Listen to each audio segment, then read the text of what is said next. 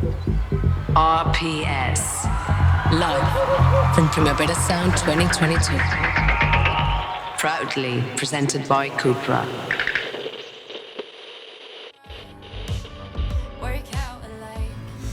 Welcome once more to Radio Primavera Sound, live from a glass box, but we've got air conditioning, so it's all right. And we are joined by none other than English singer, songwriter, and aka Faith Griffiths on Twitter. Griff. Hello. It's an absolute pleasure to have you here. Mara also tells me yes. that you're very funny on TikTok, but I'm not. Wow, that's a big compliment, Mara. Thank you. I actually want to talk about that, but that will be later. Okay. Because first of all, you're playing today at the Toast stage. I am. At 8. I want to get it right so everyone makes it on time. Please come. Yes, please. Of course. I want to see as many of you there as possible. I think everyone's waiting to see you play there. How are you feeling? I'm very excited myself. I feel you must be even more excited, nervous, whatever you feel when you go. Yeah, I'm super nervous. This is the first festival I've ever done outside of the UK. So I feel like I'm used to a British crowd, but I have no idea what to expect here, so I'm excited. It's an honor to be the first festival outside the UK that you're playing. Yeah. Had you been to Barcelona before? I was here like a few weeks ago on tour with Dua, but the past few weeks is the first time I've been here, and it's really amazing. I've fallen in love. Also, you're 8 o'clock on the Toes stage where you're playing has been, for Mara and me, it's been like the golden pop out, right? Has it? Yep. Yeah. How's it been? Fill me in. I don't know what to expect. I mean, it's sort of like down by the beach, yeah. and it's quite a lovely little space. And basically, they seem not that little. No, Maybe no, that no, will no, get you no. confused Yeah, because no, it's a good size. I love it. It's quite big. And basically, at roughly 8 or 9, they've been putting on amazing pop acts, and generally we run over there and go and see them. Oh, amazing! And if anyone thinks it's far to that zone, it's not. All right, it's only a 15-minute walk. It's not. You could do it the exercise. Please come and see me. Exactly. It's one of the best parts to me. Like the Toast stage, there's always great. someone great. Who did you guys see last week at 8 at my slot? Rina Sawayama. Oh, amazing. She puts on a great show. And Pablo Vittar. Okay, amazing. Yeah. And we would have gone to see Dreamcatcher, but what were we doing? Something. I was there actually. Oh, you saw Dreamcatcher? Yeah, I saw Okay, Dreamcatcher. But how's different playing festivals? Like maybe you haven't played exactly this festival, but you've been doing other festivals. To opening for someone like Dua that you have been doing like this whole month around Europe. Yeah. I bet it's like you have to be in a different kind of mind space thing. Yeah, it's quite crazy because I think a lot of my growth happened in lockdown and I couldn't do any shows. And now suddenly I'm just getting like slapped with shows like all the time. And it's weird because it's like it's a new part of the job that I've never had to learn before. And I've never been away from home for this long. I've like Dua's the longest tour I've ever done. So it's all like, it all feels very new and strange. Yeah. I actually wanted to talk to you about this because I can't imagine how it must feel to, like you said, like grow during the pandemic or when we were locked down and nothing was open, and then going outside and seeing like all these numbers that maybe you saw on the screen and on your phone, like seeing that they're real people, like they're coming to your show, they are singing the songs you wrote like last year and stuff. Like how does it even feel real? Like how? No, I don't think it felt that real. It didn't feel that real in the pandemic. I think but that is the beauty about live shows, that it's the most tangible I think you'll ever feel, like a connection with all your fans, and suddenly seeing like actual people come into these venues and like sing every word of my song is something that I think you can never take for granted as an artist. So yeah. Was there like one moment where you were just like, good Lord? There's been many a moment where I was like, good Lord. There's been lots. The Dua Lipa tour was a pretty good Lord moment. The Brit Awards was a pretty good Lord moment. And there's been lots of moments like that. The Brit Awards, it's something that I'm so happy it happened, but it must feel unreal, like being there, like nominated and getting the award, and I'm just happy for you. Thank you. Yeah, it was actually a year ago. I think it was around this time last year, which is crazy that it's gone so quick. So yeah. And songwriting is something that is very important to you. Like it's what I think one of your strengths, and apart from many other things. Thanks. Do you have like a favorite song? Because this is a question that has been coming to my mind because the other day I saw Tyler, the creator, playing here, and he said like he had a favorite song which was New Magic One because it encapsulated everything he wanted to put out in a song, and he felt like he reached that in that specific song. Do you feel like you have that in one of your songs, some that you think, wow, I really left my body and it's exactly what I needed, what I wanted, and it's... Yeah, 100%. I think at the moment that one's Shade of Yellow. It changes for me, but that's a song on my mixtape, and firstly, I'm really proud of it because it was just me. I produced it and wrote it, and no one else really worked on it. So I think it feels very like private and personal in that sense. And it kind of fell out of me really late one night in lockdown. And I'm really proud of the lyrics and the vulnerability of it and the sonics of it and the way I produced it up. So yeah, probably Shade of Yellow. I sometimes wonder about that with songwriting. Is it when songs kind of like falling out of you, like you said, is there a way you can encourage that to happen? Like, is there like a mental state you need to be in for that to happen? I wish there was like a formula for it because I think it would mean that I could consistently write these songs. I think the most frustrating but amazing thing about songwriting is that you just can't predict when it's going to happen. And I sometimes go a week and I write loads of songs, and then like for the past few months on tour, I haven't felt inspired to write at all, and it's a really frustrating thing. So I don't know. I think for me, I just need to not have pressure and be left alone because I think that's how I started writing. It was like after school just because I wanted to do it in my bedroom. So yeah. You already said you produce your songs, you do it yourself. Some of them, like, it's all you, like, all done by you and no other.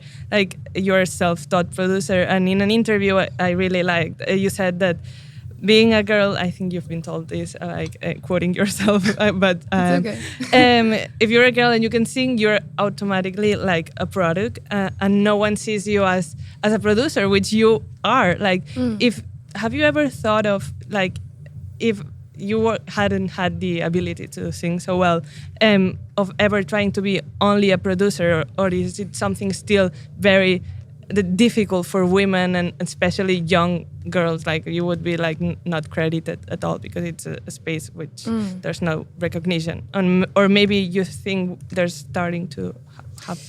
I think it would be hard. I don't know if I ever would have become a producer just if I couldn't sing. I always wanted to just be a songwriter. I didn't really want the artist thing. I was just happy to write songs. But I think it would have been, I can't see how I would have fallen into producing and really like sharpen my craft if it wasn't because I was trying to write my own songs and say my own things. So I don't know what it is yet or what the problem is we need to solve yet, but it's definitely a conversation that's happening where we need to see, it's like, I think it's 2 or 3% of all producers in the world are female, which is crazy. It's like, I don't know how that's a statistic. So yeah, I think it does need to change for sure. Yeah. And the ones who are producers are not being credited and not talked about enough. So it kind of is a shitty thing that's happening. It's crazy. And I feel like apart from the producing and everything, have you encountered people that because you're young and a girl and stuff, like that they're like condescending because they really don't understand that you are like self-made, like 100%, like the producing, the songwriting, the music, everything is made by you and it has worked this much because you're here and you're doing all the stuff, but there's people that are still somehow condescending to you and trying to tell you what to do, or you're in a good team and environment that it hasn't happened, you managed to escape it? I don't think you ever really escape it. I think whether you're young, whether you're a female, whether you're whatever, there's always condescending people in the industry. And especially as an artist, I think there's a lot of people tell you who you should be and who they need you to be, because at the end of the day, it's a business and it needs to make money. And so, of course, there's always a lot of opinions. And so it's really important that you can say and know what you want to do. But sorry, this setup is so funny because I've got a train of thought and then I get super distracted with all the people walking by. But no, yeah, 100%. I've definitely encountered it, and I don't know how much it'll go away because I think there's still a lot that's behind. But yeah. You mentioned, and again, sorry to quote your words, the artist thing, that, you know, you wanted to be a songwriter. How have you found the artist side, if I may? I love it, and I am so lucky to have been given the opportunity to be an artist because it's a really niche privilege to be able to express yourself and wake up every day and be the artist. But there's a lot that I never expected would be involved. And there's a lot that is quite an emotional burden. And I don't think as humans we're made to be worshipped. I don't think as humans we're made to wake up and think about ourselves every day. And so the fact that I'm the product is like, there's also a side to it that's a lot that I think people don't see, but I wouldn't change it for the world. And when it all gets a bit too much, what do you do? Cry. I thought you were going to say have a cup of tea or something like that. No, I'm still an emotional young girl with hormones, so I usually just break down. And then what else? Chat to my friends. I don't know. Have a cup of tea. It can really range, and then usually you just get on with it, and it's okay. But yeah, that's the reality. Crying is amazing. I really strongly recommend crying. It's really good. You just get it all out. Trust me.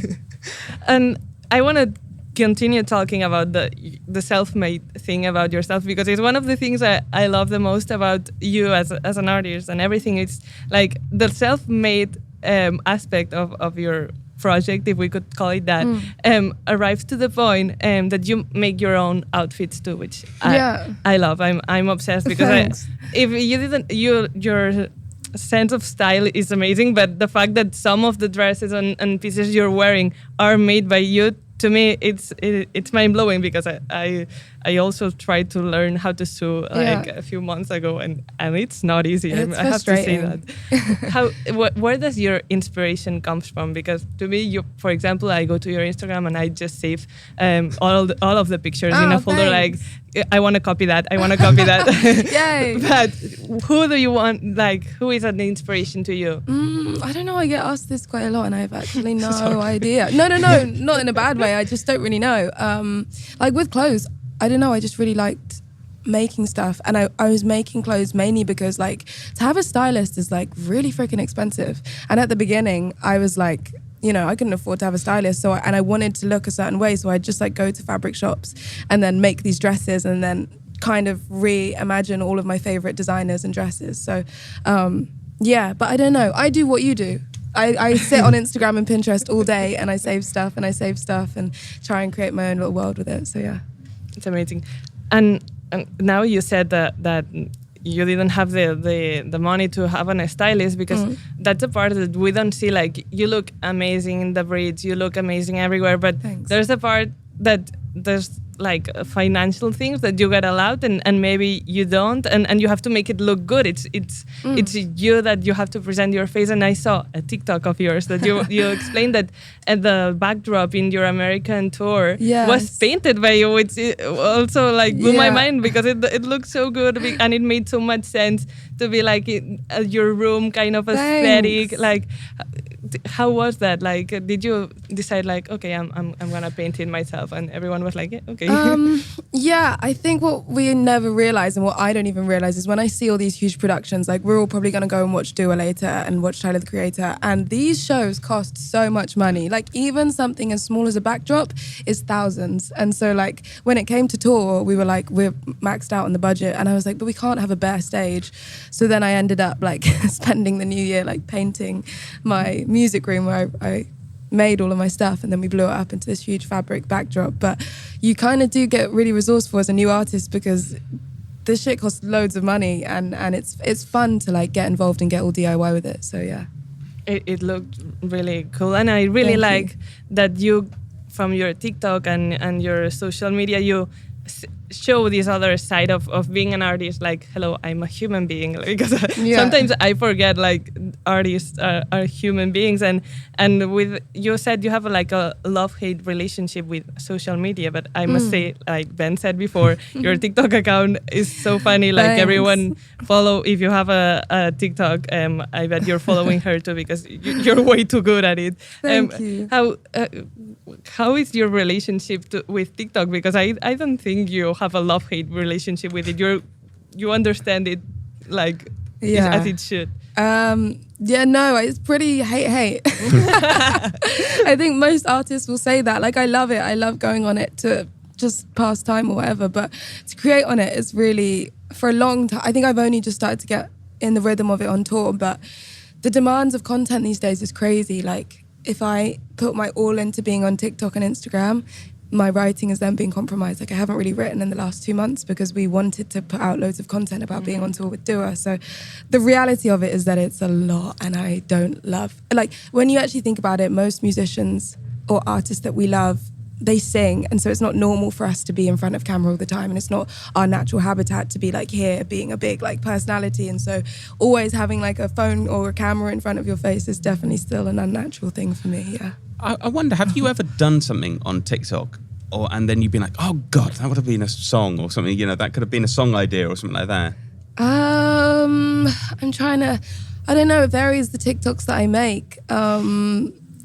Not really. I don't tend to find making TikToks a very creatively stimulating thing. But yeah, no, I think it's good and it's there to just have fun with it. So yeah. Yeah, I can tell. Maybe you're under pressure to create lots of content, but the ones that you come up with, they're funny, and I can tell you're having fun too at the end. When you get the idea, the magical idea, I can see that you're having fun. And one of the ones I'm obsessed with, because I was like, oh my God, maybe I could do that, is that your signature ponytail, the one you're wearing now. And you have like a mini tutorial, which you make it look kind of easy, which I know it's not. You can do this. I bet I could not, but how long does it take, you know, because you do it for every show and stuff, like I bet you do it so quickly, like. Yeah, it would take me like 20 minutes now. Which I don't know if that's quick or not, but I think you got it. Quick. You just kind of slick back your hair, then you get the extensions, you put them in, and then like the secret is it's actually polystyrene balls inside it. So if only you followed so her on TikTok. You can pick what objects you want. I don't follow anyone on TikTok. Oh, come on, Ben. Okay. You need to get down with the kids. Good time. Okay. My daughter told me that apparently she said TikTok's no longer the thing. No way. The record labels are going to go crazy. I know. What's the new thing? What could possibly be the new thing? I asked her what the new thing was, and she said YouTube. And I was like, well, that's kind of the old thing. Well, they're trying to do the shorts thing. It's very funny watching all these platforms trying to compete and catch up with each other. Yeah. It's kind of, they're trying to up the other one, and it's just not working for a lot of them. But before we go, I think I have to ask you a question you've been asked a thousand times. Don't be silly. About Taylor Swift. I'm sorry. I could talk all day about Miss Taylor Swift. Because from Swiftie to Swiftie, I think it's time for me to ask. And Swiftie? No. We have 3 Swifties here, do we? Of course. Maybe she's influenced me over the past. I made him a Swiftie. Okay, Ben, what's your favourite Taylor Swift song? I'm not good on names. I really like the one about buying the house where someone used to live and they moved to Last Great American Dynasty. That's the one. That is an amazing. That's one of my favourites of folklore. Mm-hmm. It's kind of family listening when we put on things down. It's really, really sad. It's such a sad song. Yeah, she goes into depth. She's a really great storyteller. What's yours, Ma? I don't think I cannot pick one. It's like if I say one, it's like, what do you love, mom or dad? It's I will regret whatever I say now. But I have to say, what's it like meeting your idols? Because I'm scared sometimes. I think maybe I don't want to meet my idols because in my head they're perfect, and if I meet them and they're not, it's a bummer. Yeah, I agree. Luckily, all of the I don't know, famous people that I've been fortunate enough to meet haven't really disappointed me. Taylor was wild, honestly wild. I wasn't expecting it. The Brits was done and we were walking back. My manager took us on this detour and then we walked into this dressing room and I was like, it's happening, isn't it? I'm about to meet her. And it just happened really quickly and I don't even know if I said the right things. I was just kind of nodding and asking her how her night was. But she's just like a real life angel. She glows. Like I've never seen anyone with more perfect skin. I once met Beyonce and it was like meeting the Queen. It was incredible. Oh my gosh, how was it? Well, it was really incredible. We were putting this line like this. Okay. And she kind of came down the line and she was like, how are you? How are you? Very like formal. literally meeting the Queen. No, it literally was. And before you went in, they were like, you will not touch Miss Knowles. I was like, no, I'm not. I'm not going to do it. Maybe one day I'll get to that stage where I'm so big and famous, you'll all have to line up. That's totally happening. That's going to happen next year. Just remember us when we're waiting outside being told. When we're on the line, just be special with us. No, but she said I could shake her hand and like a bouncer throws us out. Love that. Can I ask which one of the Taylor's versions were left to have are you most excited to listen to? I feel like it has to be 1989. I'm a 1989 kind of girl. Yeah, like I'm a Fearless girl just because it was like the first album I fell in love with, but 1989 is just like pop Yeah. perfection. So yeah, I'm excited for Yeah. that. And I think it's the one coming next, so we're... Fingers crossed. Mar has these very, very elaborate theories. We don't have time to go into Are them. you but a Swiftie like That you yeah. are not a conspiracy like theorist? rabbit holes. Oh yeah. my gosh, I sit on TikTok all night and watch these like Swifties say the most crazy stuff like Taylor went to this place and the third letter of the place is called this, and then you add it up with the date that she posted this, and then you kind of mix it in together and you decode it, and turns out she's like, you know, And I totally like, believe what? all of them. And I'm I like, know. they're so right. How I could I know. have not seen that before? Duh. Before we wrap up and let you go, who are you excited to see play today or these days if you're staying longer? I bet Dua, but you've seen her plenty of times. I have. I've now got to a point where, guys, I actually think I know the choreo pretty well. So if anyone had to fall out of the Dua show, I think I could really step in and do it. I'm excited to see Charlie XCX and Tyler, the Creator. Amazing choices. Yeah. Charlie's playing in the same stage. She is, yeah. So great people at the Toe stage tonight. Yeah, it's going to be great. 8 o'clock, Toe stage. 8 o'clock, be It's there, not guys. a long walk. It's just 15 minutes. It's not long. Please don't leave me hanging. I've come all the way this way, you know? We'll have a sing. It'll be fun. Griff, Thank you for coming. Thank you. Thank you, guys. RPS. Live from Primavera Sound 2022. Proudly presented by Cupra.